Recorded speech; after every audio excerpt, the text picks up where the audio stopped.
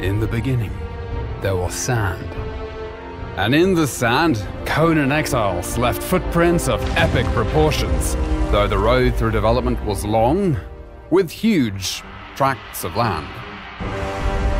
Now, the exiled lands have more than doubled their original size, and is no longer a mere sandbox.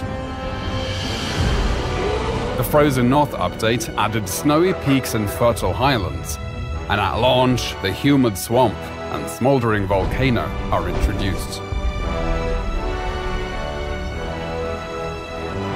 With such a large-scale world, traversing it can be time-consuming. But if you're able to find the recipe to construct the map room, you can fast travel to certain waypoints located around the world. Perhaps you'll visit Sepemeru, the relic hunter city to the west, which is now a mostly harmless trading hub where players can come to barter, or perhaps strike up a conversation with the locals over a pina colada. With a fully dynamic weather system, there is a chance you might get caught in the rain, snow, or deadly sandstorms. But if you have half a brain, you'll avoid frostbite or sunstroke by dressing appropriately for your surroundings.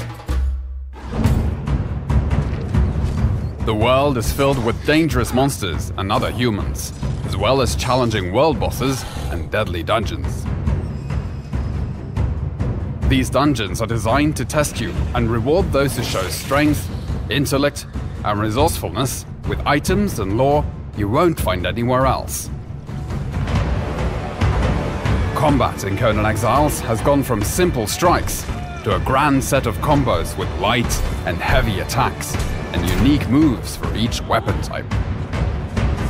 And with improvements to artificial intelligence, mastering your moveset and stamina is critical. These improvements also apply to the thralls you capture, making them highly effective guards for your base.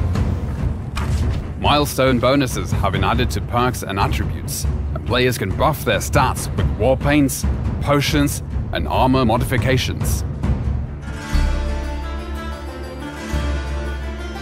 There are now hundreds of weapons and armor pieces in the game, which are customizable through color dyes and modification kits. And there are hundreds of building blocks in different tiers and styles for you to enjoy, including crafting and cooking stations, grow beds, and decorative items for the castle of your dreams and your enemy's nightmares. To penetrate the defenses of a player's fortress, siege weapons were introduced in the form of trebuchets, which can give you the upper hand as both attacker and defender, particularly if your enemy has been able to summon an avatar to tear down your walls.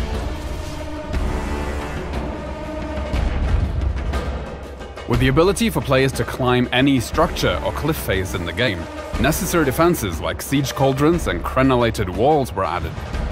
And should the enemy somehow be able to sneak their way in, there is always the option of blowing them up in your personal minefield. Defensive construction is not just against other players, as the creatures of the land also rise against you to drive you from their territories.